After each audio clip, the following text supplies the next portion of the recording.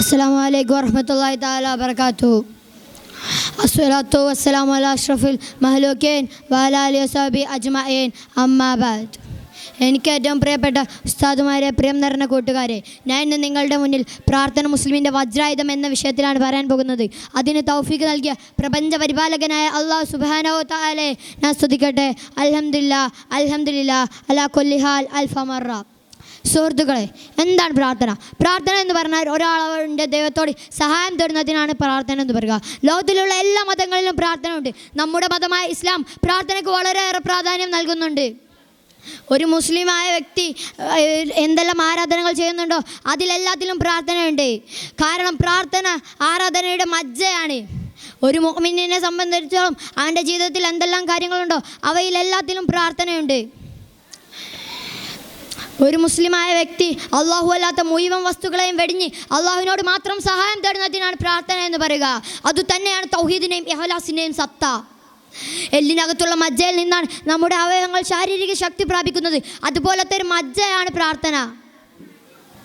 മുഹ്യിദ്ദീൻ ഇബ്നു അറബി വിശദീകരിക്കുന്നുണ്ട്, ഒരു മുസ്ലിമായ വ്യക്തി അവൻ്റെ ജീവിതത്തിൽ ഏതെല്ലാം ഇടങ്ങളിൽ പോകുന്നുണ്ടോ അതിലെല്ലാത്തിലും പ്രാർത്ഥന ആവശ്യമാണ്. ഭക്ഷണം കഴിക്കുമ്പോൾ, മലമൂത്ര വിസർജനം, ശുചീകരണം, ഉറക്കം, ഉണർവ് തുടങ്ങി എല്ലാത്തിലും അവന് പ്രാർത്ഥന ആവശ്യമാണ്. നമ്മുടെ ദുആക്ക് 3 വിധത്തിലാണ് അല്ലാഹു സുബ്ഹാനഹു വ തആല ഉത്തരം നൽകുക. ഒന്ന്, അവൻ ചോദിച്ചത് അതുപോലെ നൽകും. രണ്ടാമത്തത്, അവൻ്റെ ബലാകൾ അല്ലാഹു തട്ടിമാറ്റും. മൂന്നാമത്തത്, അവൻ പ്രാർത്ഥിച്ചത് പിന്നീട് വലിയൊരു അമലായി സ്വീകരിക്കും.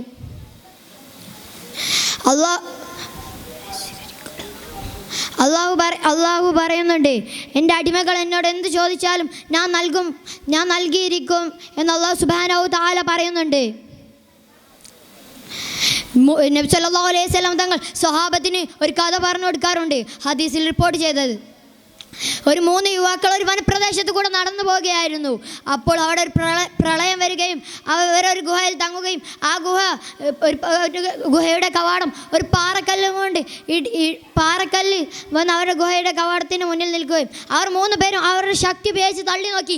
അത് മാറ്റാൻ സാധിച്ചില്ല. പിന്നീട് അവർ 3 പേരും അള്ളാഹുവിനോട് സഹായം തേടി. അപ്പോൾ ആ കവാടം തുറന്നു വരികയായിരുന്നു ചെയ്തത്. ഒരു മുസ്ലിമായ വ്യക്തി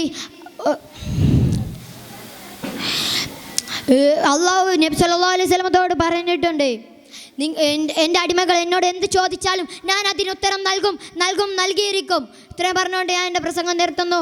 വാഹിറു ദഅ്വാനാ അൽഹംദുലില്ലാഹി റബ്ബിൽ ആലമീൻ. അസ്സലാമു അലൈക്കും വറഹ്മത്തുള്ളാഹി വബറകാതുഹു.